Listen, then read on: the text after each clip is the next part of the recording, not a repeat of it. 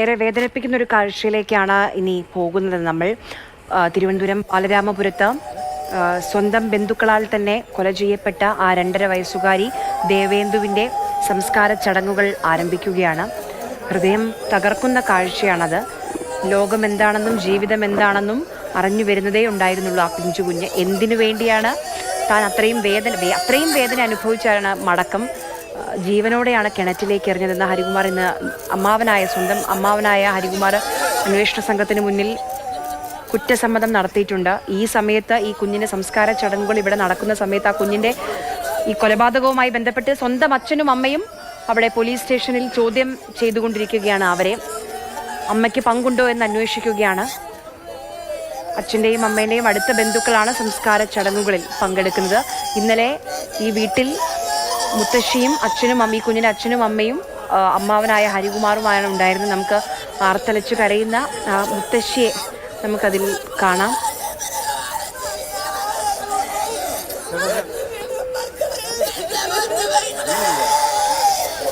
AK Stephin അവിടെ നിന്ന് നമുക്കൊപ്പം ചേരുന്നുണ്ട്. സ്റ്റെഫിൻ, വളരെ വൈകാരികമായ നിമിഷങ്ങളാണ്. സ്നേഹിക്കേണ്ട കൈകൾ തന്നെയാണ് വേദനിപ്പിച്ച് മടക്കി അയക്കുന്നത്. ആരൊക്കെയുണ്ട് അവിടെ?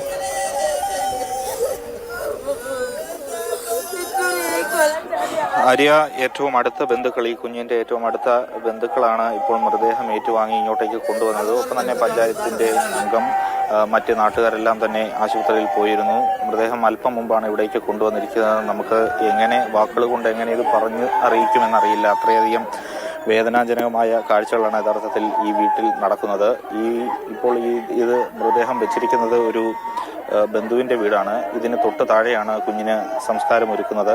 അവരുടെ കുടുംബ വീടിനോട് ചേർന്നുള്ള സ്ഥലത്ത്, ഈ അച്ഛൻ്റെയും അമ്മയുടെയും സ്ഥലത്ത്, അവർക്ക് സ്വന്തമായുള്ള ഭൂമിയിലാണ് കുഞ്ഞിന് സംസ്കാരം നടത്തുന്നത്. ഏറ്റവും വേദനിപ്പിക്കുന്നൊരു കാര്യം, ഒരു കുഞ്ഞ് മരിച്ചു കിടക്കുന്നു. അതിൻ്റെ അച്ഛനും അമ്മയും അടുത്ത് ജീവിച്ചിരുന്നിട്ടും അടുത്തില്ല എന്നുള്ളതാണ്. അവർ സംശയനിഴലിൽ പോലീസ് സ്റ്റേഷനിൽ ചോദ്യം ചെയ്യൽ വിധേയരായിക്കൊണ്ടിരിക്കുകയാണ്. എന്താണ് ഈ കേസിൽ ഉണ്ടായതെന്നത് സംബന്ധിച്ച് ഒരു വ്യക്തത ഇനിയും വന്നിട്ടില്ല.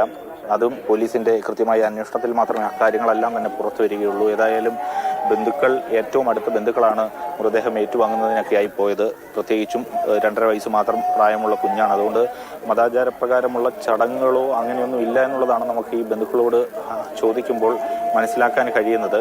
അല്പസമയത്തിനകം തന്നെ, അധിക നേരമൊന്നും ഈ പൊതുദർശനത്തിന് ഇവിടെ ഉണ്ടാകില്ല. പെട്ടെന്ന് തന്നെ സംസ്കരിക്കുന്നതിന് വേണ്ടിയുള്ള നടപടികൾ തുടങ്ങും. 2.5 വയസ്സ് മാത്രമാണ് ആ കുഞ്ഞിന് പ്രായം. അച്ഛൻ്റെയും അമ്മയുടെയും കൈ പിടിച്ച് നടക്കേണ്ട പ്രായത്തിലാണ് യഥാർത്ഥത്തിൽ ആ കൈകൾ കുഞ്ഞിൻ്റെ ജീവനെടുത്തത് എന്ന് ആണ് ഏറ്റവും പ്രധാനപ്പെട്ട ഒരു കാര്യം. അതുകൊണ്ട് തന്നെ അതീവ ദുഃഖകരമായ കാഴ്ചകൾ. ഈ അമ്മമാർ ഒക്കെ ഇവിടെ കൂടിയിരിക്കുന്നത് പലരും ബന്ധുക്കളൊന്നുമല്ല, നാട്ടുകാർ പലരും ഉണ്ട്.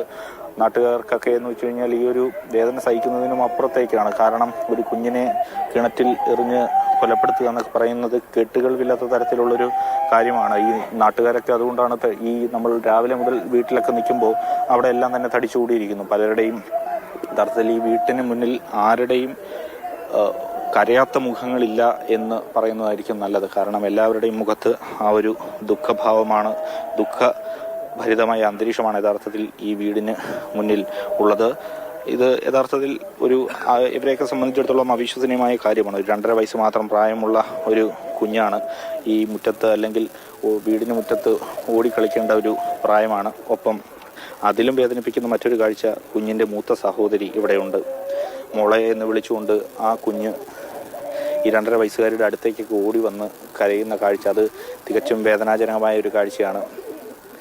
ആ കുഞ്ഞും അറിഞ്ഞിരുന്നില്ല, ആ മോളും അറിഞ്ഞിരുന്നില്ല യഥാർത്ഥത്തിൽ ദേവേന്ദു ഇങ്ങനെ തങ്ങളെ വിട്ടു പോകുമെന്നുള്ള കാര്യം അറിഞ്ഞിരുന്നില്ല. എല്ലാം പെട്ടെന്നായിരുന്നു സംഭവിച്ചത്.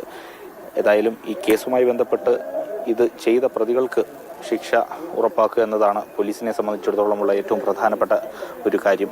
അതിനുവേണ്ടി കൃത്യമായ രീതിയിലുള്ളൊരു അന്വേഷണം ബാലരാമപുരം പോലീസിന്റെ ഭാഗത്തു നിന്നും ഉണ്ടാകുന്നുണ്ട് എന്നുള്ളതാണ് നമുക്ക് ഇതുവരെ മനസ്സിലാക്കാൻ കഴിയുന്നത്. കാരണം പലതരത്തിലുള്ള മൊഴികളിൽ വൈരുദ്ധ്യമുണ്ടായിരുന്നു, പല പ്രതിസന്ധികളുണ്ട്. ശാസ്ത്രീയമായ തെളിവുകളുടെയൊക്കെ ഒരു ശേഖരണമൊക്കെ വളരെ ബുദ്ധിമുട്ടായിരുന്ന ഒരു സന്ദർഭമാണ്, ഒരു കേസാണ്.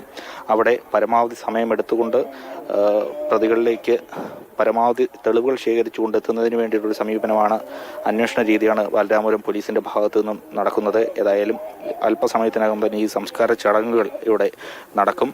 ബന്ധുവിന്റെ വീട്ടിൽ ഇപ്പോൾ മൃതദേഹം അല്പസമയം മുമ്പ് കൊണ്ടുവച്ചു. ആളുകൾക്ക്, അടുത്ത ബന്ധുക്കൾക്ക്, നാട്ടുകാർക്ക്, ഈ കുഞ്ഞിനെ ഓർത്ത് വിഷമിക്കുന്നവർക്കെല്ലാം ഇവിടെ വന്ന് അവളെ അവസാനമായി ഒരു നോക്ക് കാണുന്നതിന് വേണ്ടിയുള്ളൊരു സമയമാണ് ഇപ്പോൾ ഒരുക്കി നൽകിയിരിക്കുന്നത്. അപ്പോൾ അതറിഞ്ഞും കേട്ടുമൊക്കെ ഒരുപാട് പേർ ഇങ്ങോട്ടേക്ക് എത്തുന്നുണ്ട്.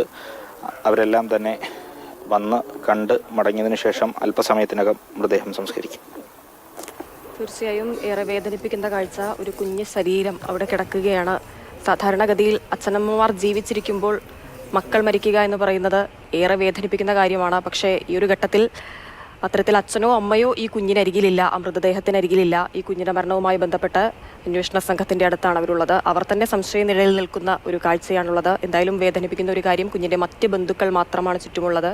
കുഞ്ഞിന്റെ മൂത്ത സഹോദരി വേദനയോടെ അവിടെ നിന്ന് നോക്കി നിൽക്കുന്ന കാഴ്ചകൾ കാണാൻ കഴിയുന്നുണ്ട്.